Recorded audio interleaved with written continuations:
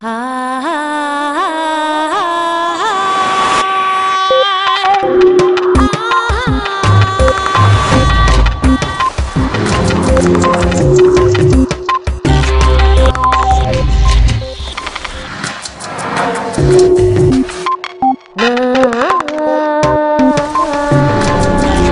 cuanto a desarrollo cerebral, la madurez no llega hasta los 20 o incluso hasta los 30 años.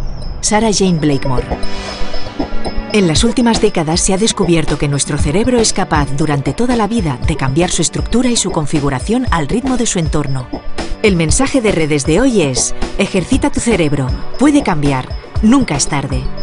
Eduardo Punset nos revela en esta clave, junto a la neurocientífica Sarah Blakemore, las evidencias de la plasticidad del cerebro humano y cómo en los últimos años la neurociencia va a tener mucho que decir en las escuelas.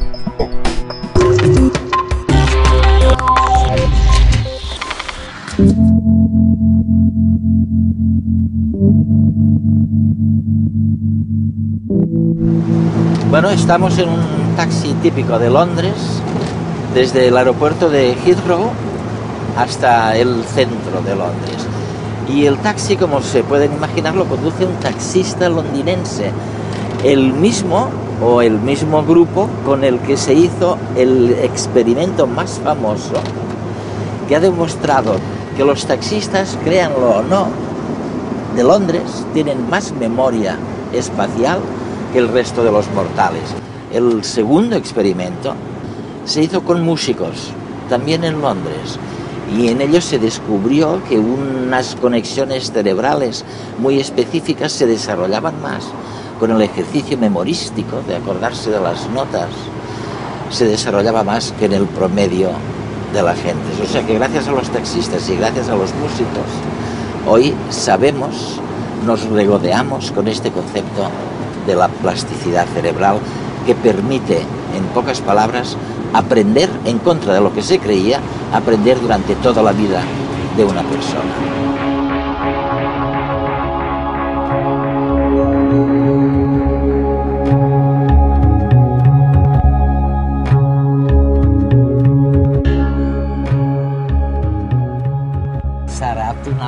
Sarah, hasta ahora solo teníamos la genética. Cuando nos preguntábamos qué pasaría con la educación, es lo único que teníamos. Pero ahora la ciencia de la neurología y de la psicología se han unido y nos dicen que no solo se trata de la genética, que también están las emociones, la dieta, que hay muchas más cosas.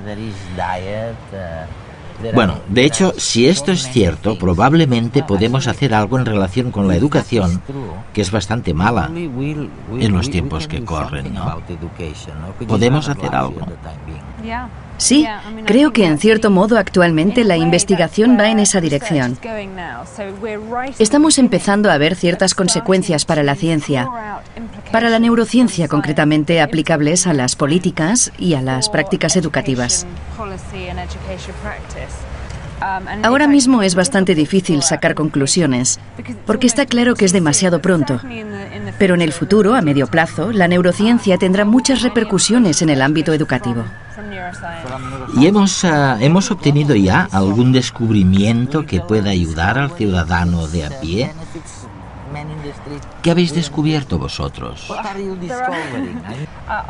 Nuestros estudios se centran en ver cómo se desarrolla el cerebro. Es una ciencia realmente nueva, de hecho, solo existe desde hace unos 5 o 10 años, desde que utilizamos tecnología como la neuroimagen, las resonancias magnéticas cerebrales, que nos permiten hacer un escáner del cerebro de una persona viva, para ver cómo se desarrolla este a lo largo de la vida. Y estos estudios de investigación muestran claramente que el cerebro sigue desarrollándose durante décadas, y una etapa del desarrollo especialmente crucial es la adolescencia. Y es una crisis, real. Bueno, lo es. Se ha escrito mucho sobre el tema desde hace siglos, pero lo que no sabíamos es por qué la adolescencia representa un periodo de crisis, de transición cerebral, un periodo en el que la conciencia de uno mismo, la influencia de los semejantes, la asunción de riesgos, todas estas cosas cambian. Hace una década la mayoría lo hubiese asociado con cambios hormonales. Pero ahora los estudios de neurociencia están demostrando que no solo cambian las hormonas, sino que durante este periodo También se producen cambios drásticos en el cerebro. Se produce, me dicen, una extraordinaria poda de neuronas durante la adolescencia, ¿no? Hace unos 10 años se publicó el primer estudio sobre el desarrollo del cerebro basado en una resonancia magnética. Fue la primera prueba de que durante la adolescencia se producen muchas cosas relacionadas con el cerebro. Y desde entonces se han publicado cientos de artículos con muchísimas muestras. Miles de niños a los que se les practica una resonancia cerebral cada tantos años y que revelan que hay muchas diferencias entre un cerebro infantil y un cerebro adulto. ¿El nuevo concepto cuál es entonces? Es la plasticidad del cerebro, a diferencia de lo que se pensaba, de que con la edad las neuronas dejaban de crecer. Ahora resulta que no, que la edad no es un obstáculo y que seguimos aprendiendo y cambiando de distintas formas, pero durante toda la vida. Aprendemos durante toda la vida. Sí, es cierto. El desarrollo, los cambios en el número de conexiones celulares y también en la velocidad con la que las células se pueden comunicar. Parece que todo va cambiando de forma natural durante décadas, o más incluso. Y además existe otro tipo de plasticidad que surge cada vez que aprendemos algo nuevo. Cada vez que aprendemos una palabra nueva o un nuevo rostro, algo cambia en nuestro cerebro. La fuerza de las conexiones entre las células cambia. Y sabemos que podría seguir así para siempre, durante toda la vida. El tiempo. ¡Ay, el tiempo! Desde que nacemos vamos acumulando horas, días de felicidad. Llegan los hijos, las preocupaciones, las alegrías, la tristeza. Y nos salen las primeras canas, las primeras arrugas, nos duelen los huesos. Hasta hace bien poco se creía que nuestro cerebro, como nuestro cuerpo, iba perdiendo facultades, se iba atrofiando. Pero eso se lo han creído ellos. Hace 30 años los científicos afirmaban que nuestro cerebro se desarrollaba en la infancia y que, llegada a una edad avanzada, no podíamos aprender nada nuevo. Por suerte, ahora ya se sabe que eso no es así.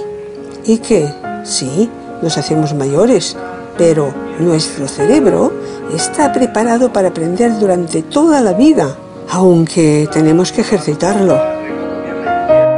Ahora sabemos que también en el cerebro adulto se crean nuevas neuronas y que son más importantes las conexiones, las sinapsis, que la cantidad de neuronas en sí. Y esas conexiones sí que se crean. Y con 70, con 80, con 100 años también podemos aprender informática, un nuevo idioma o lo que nos echen por delante. Por supuesto, el cerebro envejecido es menos maleable y aprender nuevas cosas pues eso requiere de más tiempo. Pero vamos, que querer es poder. Y ahora sabemos que hay algo que se llama neurociencia que nos da la razón. Mi nombre es María Soria y tengo 81 años.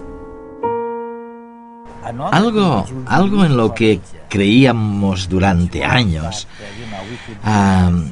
que podíamos estar en una habitación solos y aprender mucho estando solo. Ahora me decís que no es cierto, que posiblemente la inteligencia, el desarrollo cerebral necesiten del contacto con otros cerebros. ¿Es verdad? Sí, parte de mi trabajo se centra en el cerebro social, es decir, la complicada red que conecta las regiones cerebrales que se utilizan para que podamos interactuar con otras personas y entenderlas. Parece que las interacciones sociales están ahí desde el principio, desde el nacimiento. Son sumamente importantes para el aprendizaje y el desarrollo.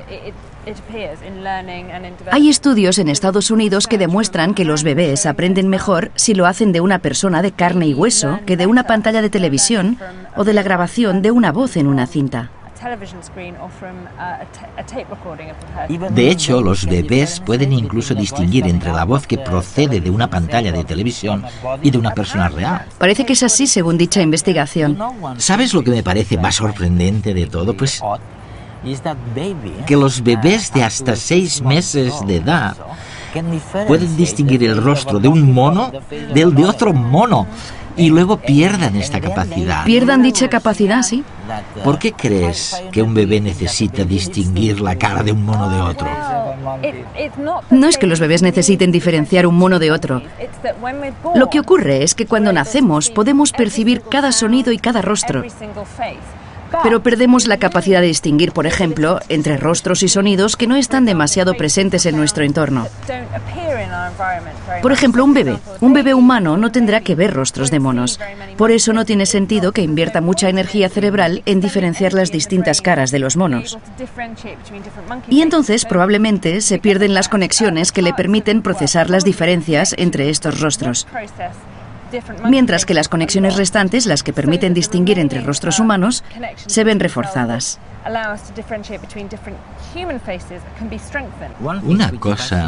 Una cosa que me fascina, y supongo que a muchos ciudadanos también, es algo que tiene que ver, bueno, tú lo llamas, creo, los periodos críticos del aprendizaje. Por supuesto, tenemos los ejemplos terroríficos de 2 premios Nobel, no me acuerdo de cómo se llamaban. Hubel y Wiesel. Exacto, Hubel y Wiesel. Hicieron experimentos con gatitos, ellos. Sí, privaron a los gatos.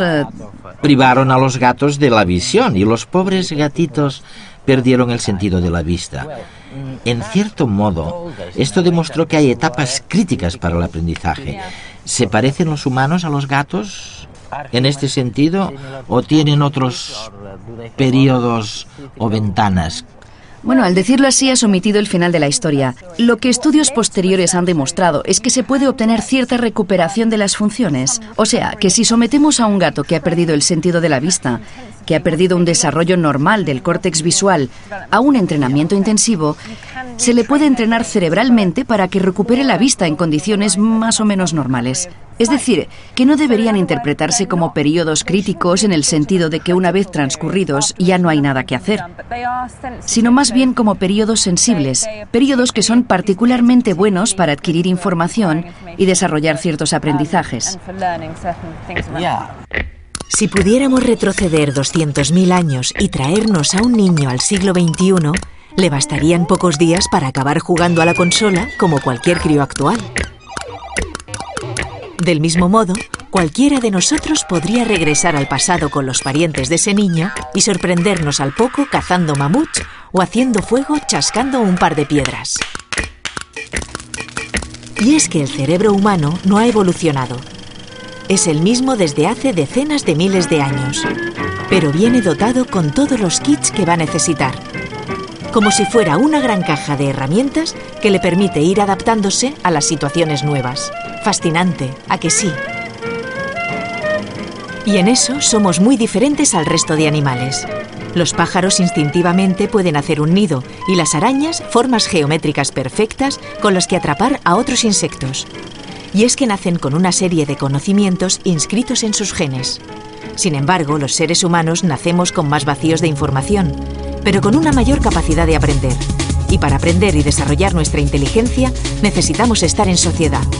Lo que facilita que el cerebro actual y el de hace 200.000 años se adapten a los cambios del entorno es que conviven con otros cerebros. Las neuronas espejo, situadas en el córtex premotor, son las encargadas de observar a los otros para que podamos interactuar con ellos, entenderlos y también aprender. Somos cerebros sociales.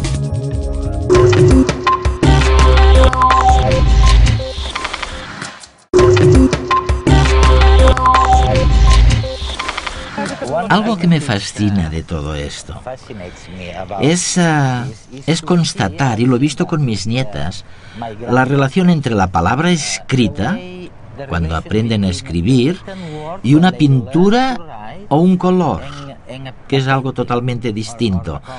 Quiero decir que cuando eran más pequeñas, lógicamente, les resultaba más fácil reconocer una pintura que una palabra escrita.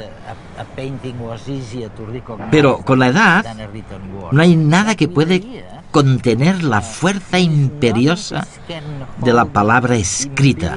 Es como un lavado de cerebro. Oye, ¿por qué las palabras se vuelven tan importantes? La lengua escrita frente a otros estímulos. Creo que una vez has aprendido a leer no puedes hacer nada para evitarlo. Si ves una palabra que puedes leer, tu cerebro lo procesa, aunque sea una desventaja. De ahí que existan estas graciosas tareas que se conocen como las Stroop Tasks, en las que puedes intentarlo. Escribes el nombre de una palabra, por ejemplo, escribes la palabra azul, pero con tinta verde. Y la tarea consiste en nombrar el color de la tinta. Es verdad. Y eres mucho más lento si el color de la tinta es distinto del color de la palabra.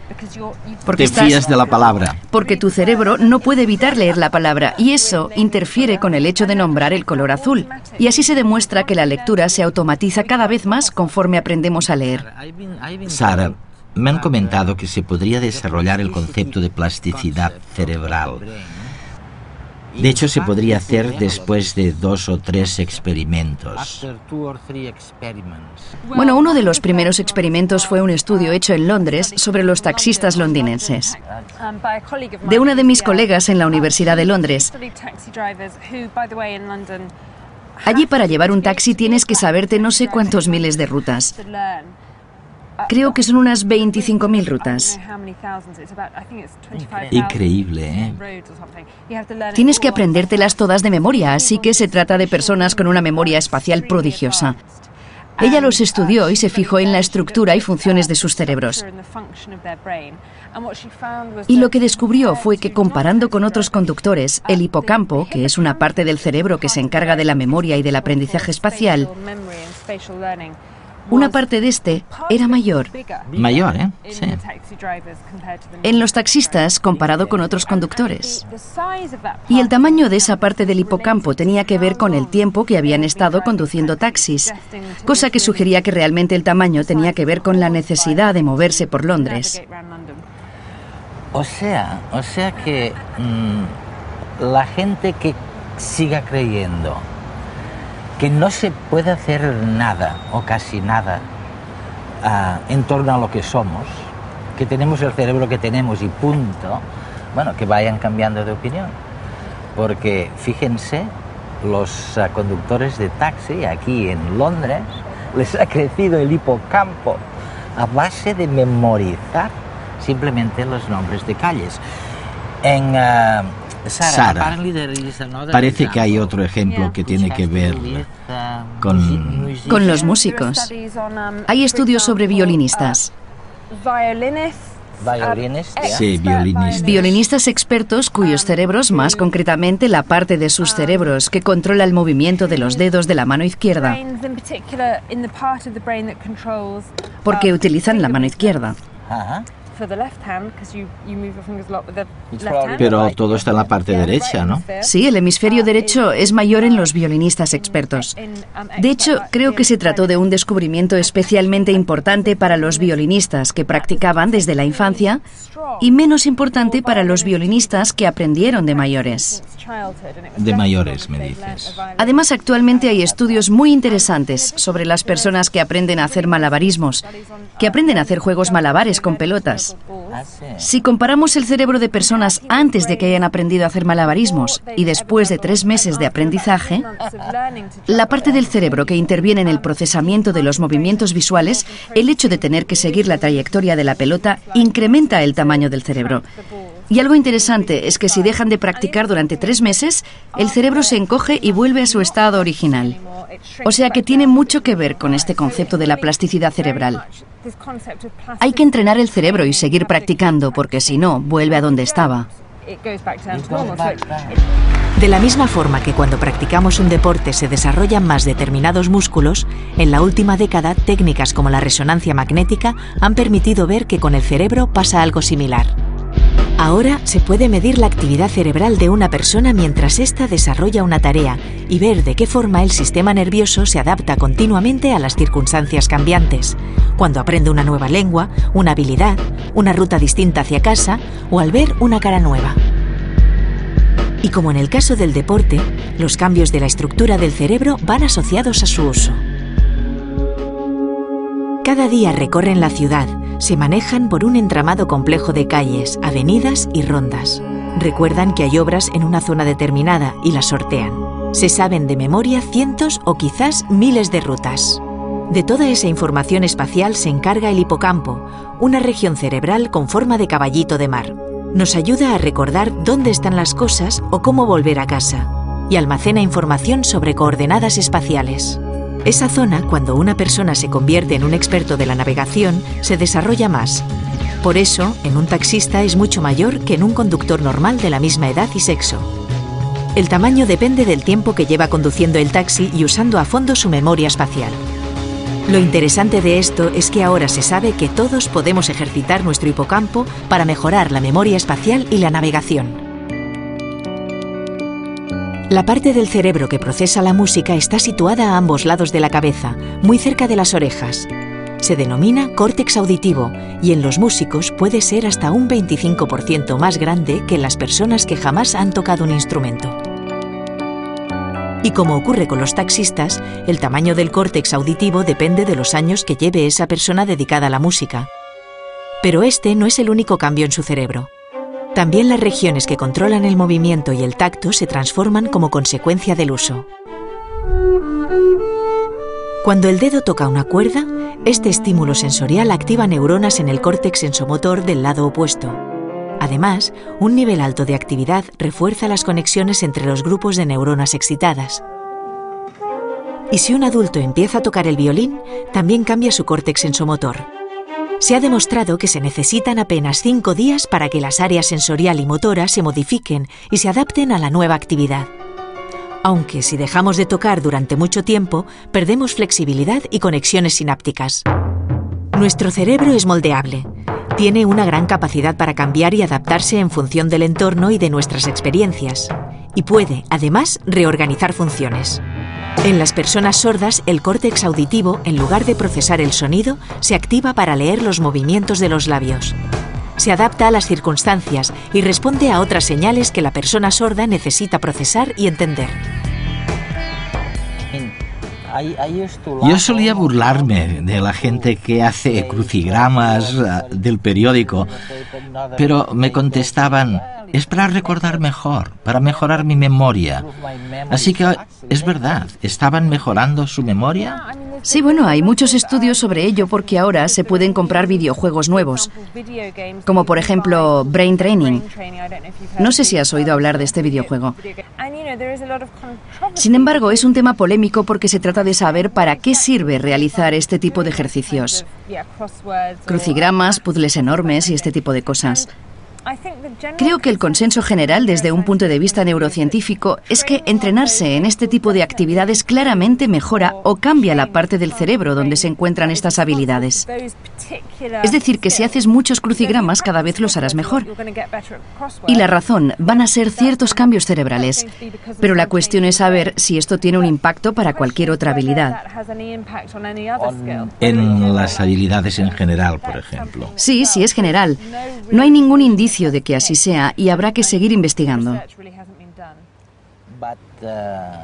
Pero si todo esto de lo que estamos hablando contiene, aunque sea solo una media verdad, entonces las perspectivas de cambio para la educación son inmensas. Sí, estamos empezando a saber mucho más sobre lo que sucede en el cerebro cuando aprendes cosas distintas, como matemáticas, o cuando aprendes a leer y escribir, cuando interactúas socialmente o cuando utilizas distintos métodos de aprendizaje.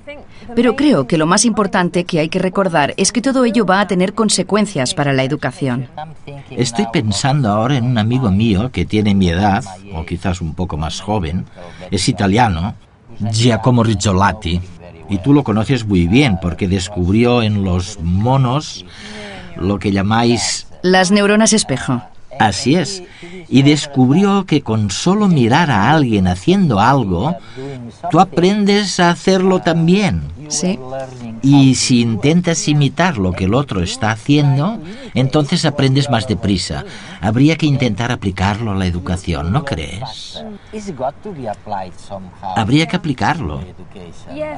Sí, y hay otros ejemplos que van en esa misma dirección, como cuando simplemente te imaginas haciendo algo, por lo que se activan las mismas regiones cerebrales que cuando realmente haces lo que habías imaginado. Lo que significa que la práctica mental puede ser eficaz, ya que si nos imaginamos haciendo algo, no sé, corriendo por ejemplo, puede influir en nuestra velocidad. Bueno, es una influencia muy sutil, pero significativa. En cosas como la fuerza de nuestros músculos. Con solo imaginarlo sin hacer absolutamente nada. Y se supone que es porque cuando lo imaginamos se activan las mismas regiones cerebrales que cuando hacemos ejercicio de verdad.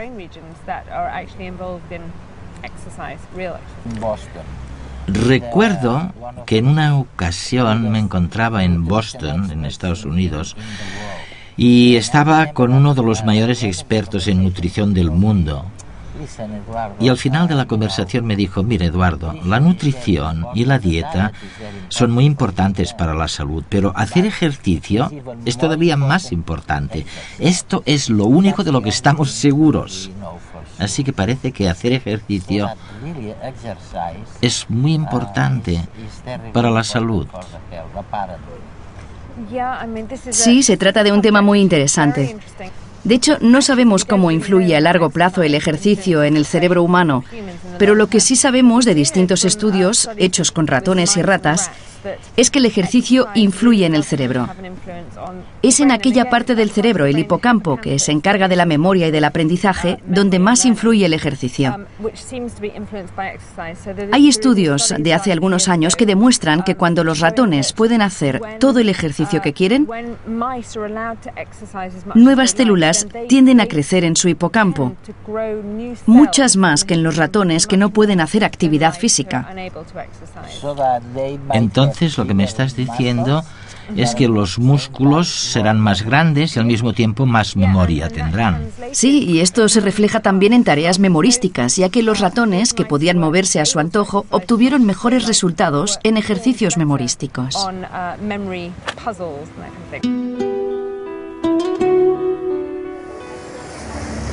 Estamos descubriendo por primera vez que es cierto que existen periodos críticos en el aprendizaje de una persona.